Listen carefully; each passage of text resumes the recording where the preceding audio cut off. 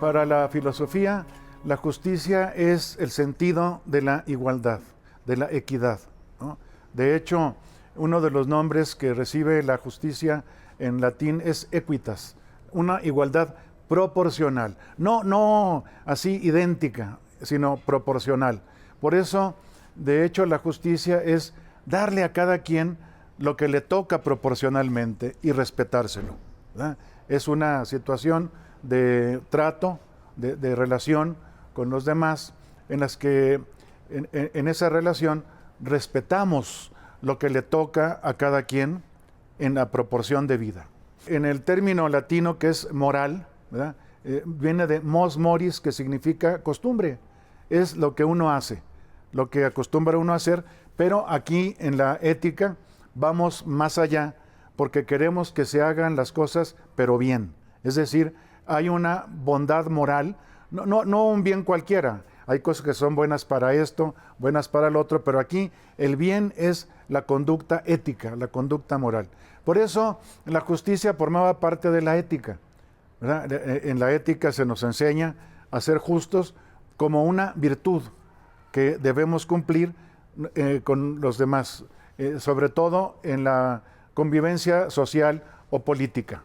La gente luego tiene un poco de miedo a los términos que usamos en filosofía, pero simplemente todos reflexionamos en algún momento de la vida.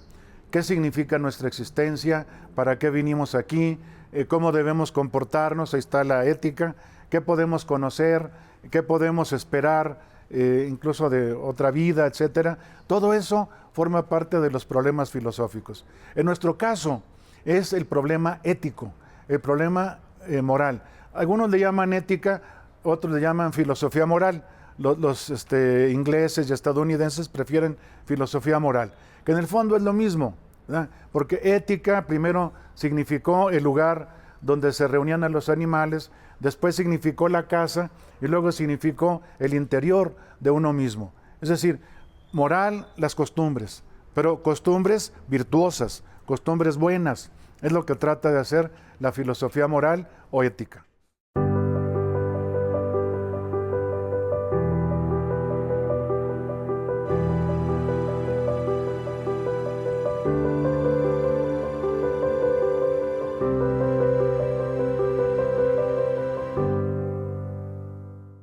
En el transcurso de la historia de la filosofía ha habido diferentes concepciones de la justicia, algunas incluso contrarias o contradictorias. Hablábamos desde los presocráticos.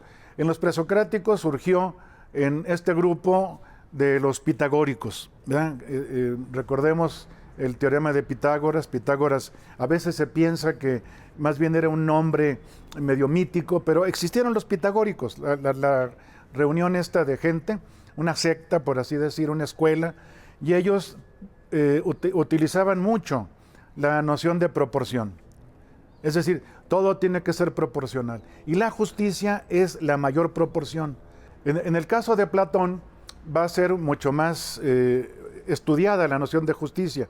Pero mire usted, por ejemplo, en el tiempo, sin ir más allá, de Sócrates, estaban los llamados sofistas, que eran gente que engañaba a los griegos para venderles el conocimiento. Eran profesores muy lucrativos y que además les gustaba engañar, ¿verdad? Y para ellos, es curioso, la justicia era el poder del más fuerte. Y así de eso se opuso contra ellos Sócrates, su discípulo Platón y el discípulo de este que fue Aristóteles, ¿verdad? De hecho, entre los mismos sofistas, por ejemplo, y Sócrates, para no ir más lejos, ¿verdad?, decía, lo justo es la fuerza. Si yo puedo pisotear al otro, esa es mi justicia. Entonces llega Sócrates y les dice que no. Sabemos que Sócrates no escribió nada, el que escribió fue Platón en sus diálogos, y ahí aparece peleándose exactamente contra los sofistas que daban esa noción de justicia tan terrible, el poder del más fuerte. Y Aristóteles es el que le da, fíjese usted, una gran estructuración. Aristóteles, en la Ética a Nicómaco, en ese gran libro suyo, la Ética a Nicómaco, en el libro quinto, él habla de la justicia Y ya un poco se asemeja a lo que estamos trabajando ahora en las clases de filosofía. Porque él dice, bueno, la justicia es, retomándolo de los pitagóricos, proporción. ¿Verdad? Y qué curioso, fíjese, proporción se dice en griego analogía, que yo le comentaba que es un concepto, una idea, la de la analogía, la de la proporción, que me gusta mucho para meter, por ejemplo, en la hermenéutica. Para Aristóteles, la justicia, pues, es proporción. Respetarle a cada quien la porción que le toca. Y lo que después los grandes juristas romanos van a decir, respetar el derecho de cada quien. Es lo mismo. ¿Eh? Y Aristóteles hablaba ya de una justicia conmutativa, que es la de las compraventas, que me cobren lo justo y pague lo justo. ¿Eh? Es equitativo allí.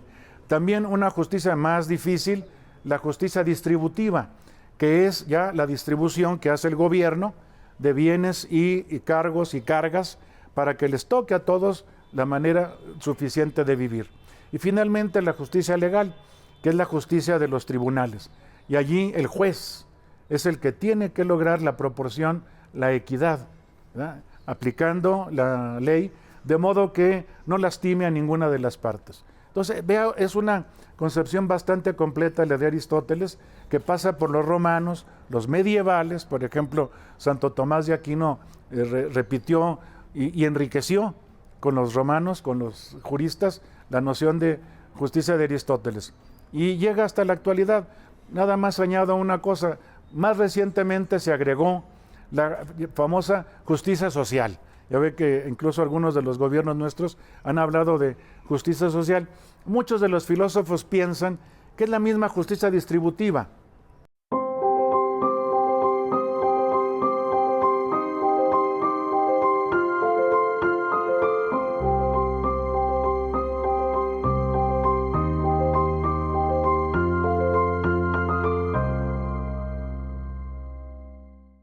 Hay también diferentes tipos de concepción de la justicia.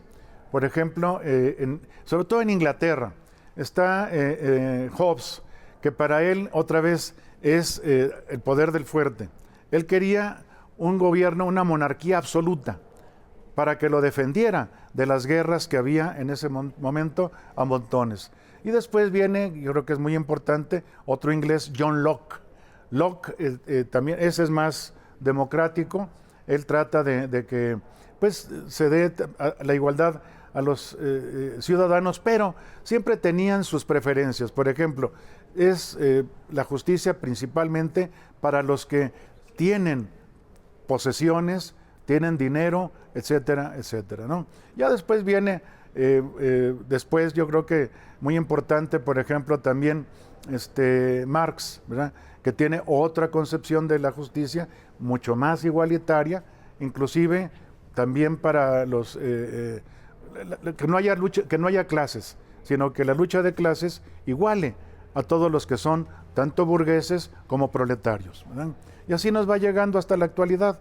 Ya atraviesa el siglo XIX y nos llega a principios del siglo XX, que más bien se trabajó la justicia legal con grandes filósofos del derecho, ¿verdad? Tenemos, por ejemplo, a Dworkin, tenemos algunos otros. ¿Qué les parece? Que tiene que haber justicia a través de cánones y cauces jurídicos, que nos tiene que llegar a nosotros la justicia por el derecho. Y Kant ya ve que tenía un sistema muy, muy completo, y él, por ejemplo, en varias partes, en la crítica de la razón práctica y en una que se llama metafísica de las costumbres, él trataba de buscar que la justicia moderara la libertad. Él era muy seguidor de Rousseau, la libertad, ¿verdad? Pero le supo poner límites. Como buen alemán, incluso como buen prusiano, ponía límites muy precisos, ¿verdad? Afortunadamente ahora la justicia se ve dentro de la democracia. Por ejemplo, en el cumplimiento de los derechos humanos.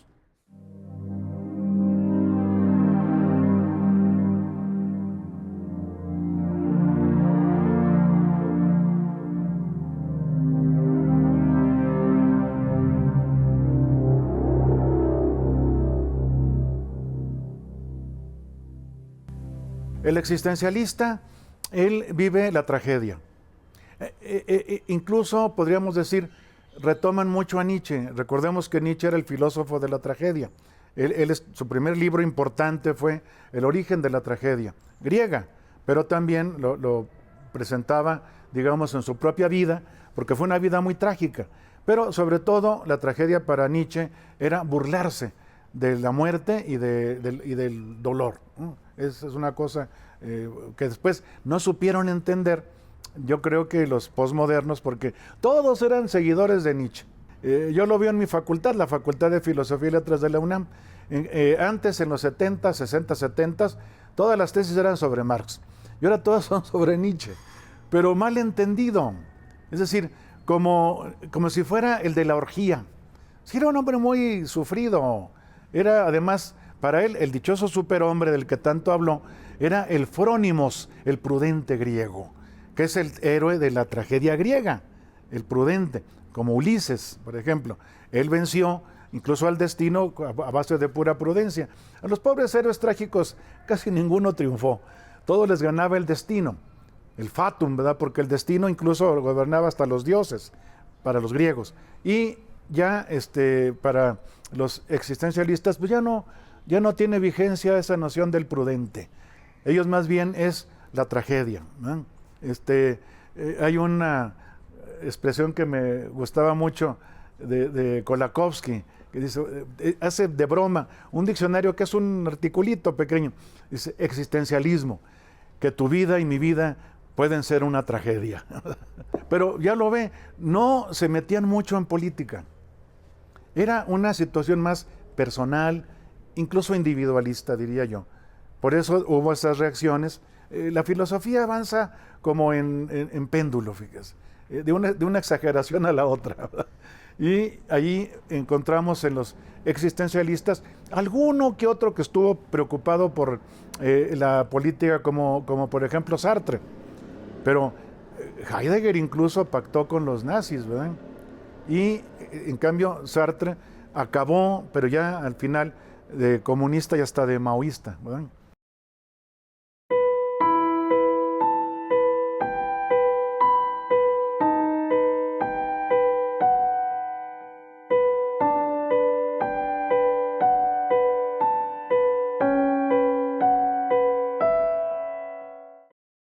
Con respecto al equilibrio entre justicia y poder, lo ideal sería que el poder defendiera la justicia, estableciera la justicia. Pero sabemos que, por desgracia, desde el Renacimiento, ¿verdad? Por ejemplo, no siempre, también es muy malentendido el príncipe de Maquiavelo, ¿verdad? Porque él allí dice algunas cosas muy fuertes para el gobernante, pero tiene otros libros en los que es muy mesurado. Pero ya ve que ahora es tomar el poder, no buscar la justicia, sino tomar el poder. No en balde, en muchas constituciones se les llama derechos morales, moral rights, y son lo que llamamos nosotros derechos humanos. Eso es lo que hay que proteger siempre, los derechos humanos. De hecho, clásicamente, lo que tiene que saber el gobernante es el bien común, no el bien individual, o los bienes individuales de sus acompañantes y asesores y todo esto, o los otros gobernantes, sino el bien común, ¿verdad? Y eso es lo que tiene que buscar. Y dentro del bien común lo principal es la justicia, porque con justicia tendremos paz.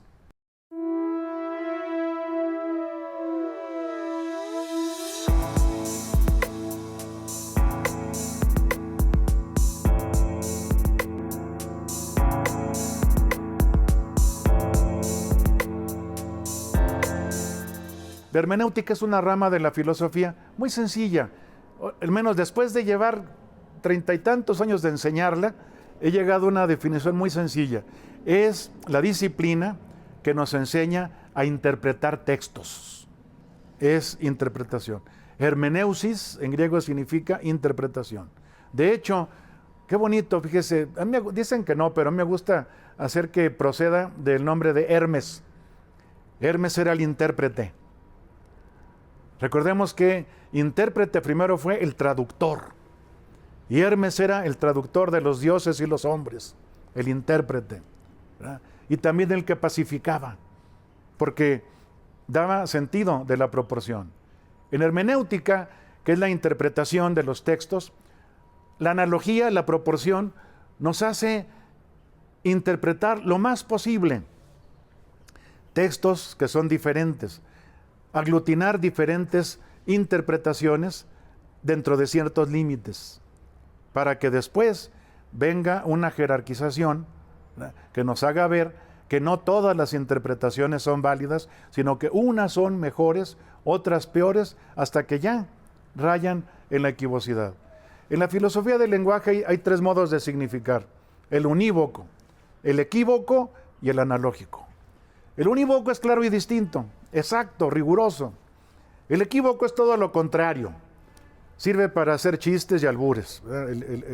Sí, no, de veras, hay una ciencia del albur, que es la ciencia del equívoco, ¿verdad? Cantinflas era un sabio en ese sentido, porque sabía encontrar el chiste en la equivocidad de las palabras. Y la analogía no tiene la exactitud de lo unívoco, pero tampoco se hunde en la ambigüedad de lo equívoco. Y una cosa importante, fíjese usted, el gran Aristóteles tiene en el libro quinto de la Metafísica como una especie de diccionario. Los principales términos filosóficos son analógicos, no son unívocos. Es decir, se dicen de varias maneras, pero con límite. Por ejemplo, el bien tiene varios modos, varias modalidades, el bien. El bien útil es el más bajito. El bien deleitable todavía es un poco mejor, y el bien honesto es el máximo.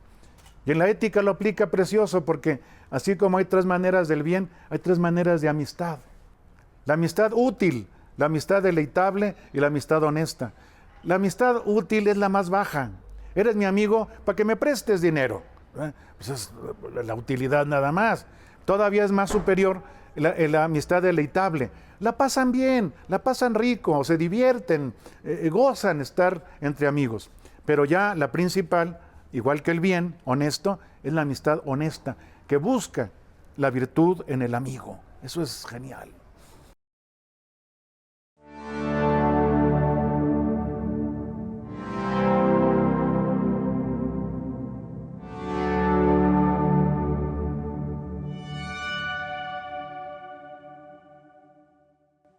Hay que buscar, como decía, lo dicen varios, por ejemplo Dworkin, que la ley esté al servicio del ser humano, ¿verdad? Y para eso tiene que haber leyes justas. A mí me parece que todavía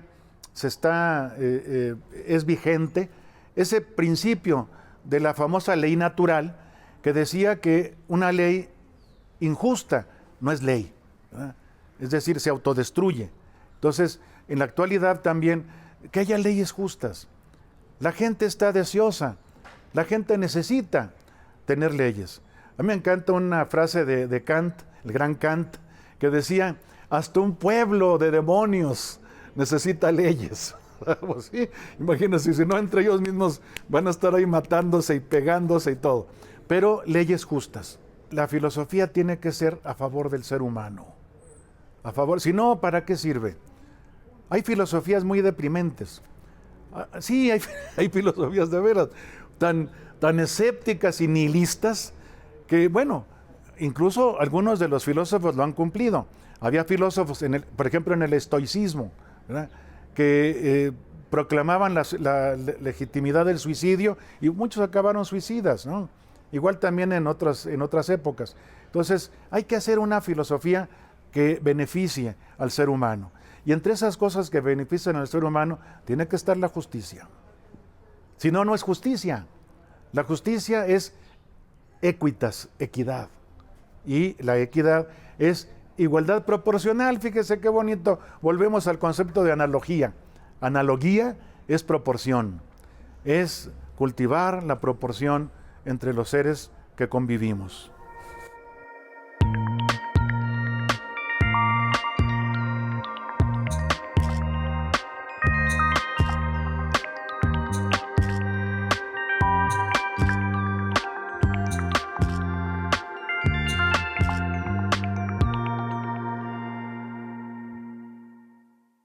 Hay una postura filosófica con respecto a la naturaleza que ha tomado recientemente el nombre de bioética, pero no es tan nuevo. Ya existía desde, digamos, principios del siglo XX, ¿verdad? Ya se hablaba del cuidado, de la responsabilidad que debemos tener para con la naturaleza. Ahora es la bioética, es la ecología. Ahora, también aquí ha habido muchas divergencias, ¿verdad? Porque hay algunos que me parece a mí que deberían tener cuidado de no irse a la exageración. Yo en congresos filosóficos he escuchado a algunos que llegan a decir que hemos sido la peor especie, la especie humana, y que merecemos desaparecer. No llegar a tanto. Mejor una conversión, un cambio, un arrepentimiento y tratar de veras de cuidar a la naturaleza y ser una buena especie. Mire, antes eso también ya ha cambiado mucho. En el Renacimiento, el ser humano, el hombre, ¿verdad?, era el culmen de la creación. Hubo muchos escritos en el Renacimiento sobre la dignidad humana, la alta dignidad humana, ¿no? El mismo Kant fundamenta los derechos humanos en la dignidad del hombre. Y ahora más bien debemos de pensar que somos los que, no los dueños. Todavía en la filosofía moderna, ¿verdad?, se piensa que el ser humano está hecho para dominar la tierra. Pero no, hay que cuidarla. Ahora es el responsable, junto con las otras especies, de cuidar y cultivar la naturaleza. Ya no pensarlo como el dueño, sino como el que acompaña y el que cuida. Porque pues debemos pensar que a lo mejor tenemos más responsabilidad precisamente porque a diferencia de las otras especies tenemos el gran regalo de la razón, pero la razón tiene que ser recta razón. Mire, me gusta mucho cómo también otros filósofos que han hablado de la justicia, por ejemplo, Jürgen Habermas. Habermas distingue entre la razón técnica y la razón ética. Antes se le llamaba la recta razón, los escolásticos le llaman la recta ratio. La razón técnica destruye. La razón técnica, si se puede hacer una bomba monstruosa, hay que hacerlo. Y en cambio con la razón práctica, la razón correcta, ética, dice no, porque allí estamos haciendo mal al ser humano. Yo diría, ahora la justicia debe plantearse, como un poco lo hacía ya Ronald Dworkin, que yo mencionaba, que todo el derecho, la ley, esté a favor del hombre. Fíjese cómo no se cumple eso en muchos estados. Que el derecho, la ley, estén a favor del hombre.